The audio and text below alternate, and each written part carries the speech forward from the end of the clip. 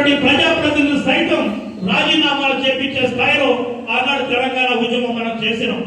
ఆ తరుణంలోనే కాంగ్రెస్ పార్టీ ఎంపీలు సైతం రాజీనామా చేసి ఢిల్లీకి పోయి కాంగ్రెస్ పార్టీ సోనియా గాంధీ గారి దగ్గర కూర్చొని మీరు తప్పకుండా తెలంగాణ రాష్ట్రం ఇస్తే తప్ప మేము ఆ రాష్ట్రంలో తిరిగేటువంటి పరిస్థితి మాకు లేదని చెప్పేసి తెలంగాణ రాష్ట్రాన్ని తీసుకొచ్చినటువంటి పరిస్థితులు కూడా మనం చూసాం.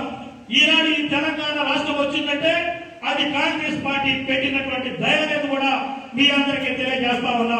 అదే విధంగా ఈనాడు మన కాంగ్రెస్ గా మనం చేయాల్సినటువంటి బాధ్యత మన అసెంబ్లీలో తీర్మానం చేసి మనం ఢిల్లీకి పంపినాం. ఇప్పుడు చేయాల్సిందిగా బీజేపీ పార్టీ చేయాలి.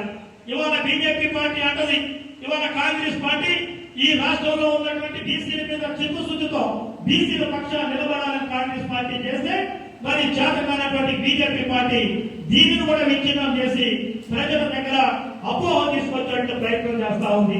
కాబట్టి కాంగ్రెస్ పార్టీ నాయకులు, బీసీ సంఘాల నాయకులు కూడా మనం అప్రమత్తం అవ్వాల్సినటువంటి అవసరం ఉంది.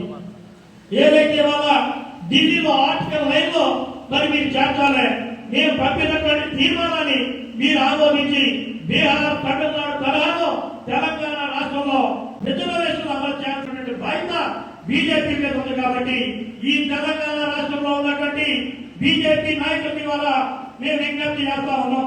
నిజంగా మీ పార్టీ కనుక బీసీల మీద చిత్తొస్తుంటే మీరు రాజీనామాలు చేసేనా సరే మరి వాళ్ళ బీసీలకి రిజర్వేషన్ తీసుకొస్తే మీకు పూలాభిషేకంగా మీకు దండాలు పెట్టి మీ పార్టీకి అభిషేకం చేసే పరిస్థితి కూడా చేస్తాం.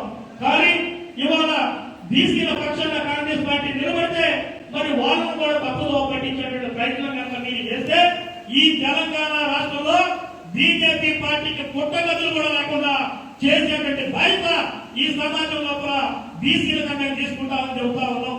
ఎందుకంటే గతంలో టీఆర్ఎస్ కూడా ఇదే కోపంలో పోయింది. బీసీలని పట్టించుకోకుండా ఉన్నటువంటి రిజర్వేషన్ 34% ఆనాడు కాంగ్రెస్ పార్టీ కేవలం 15% బీఆర్ఎస్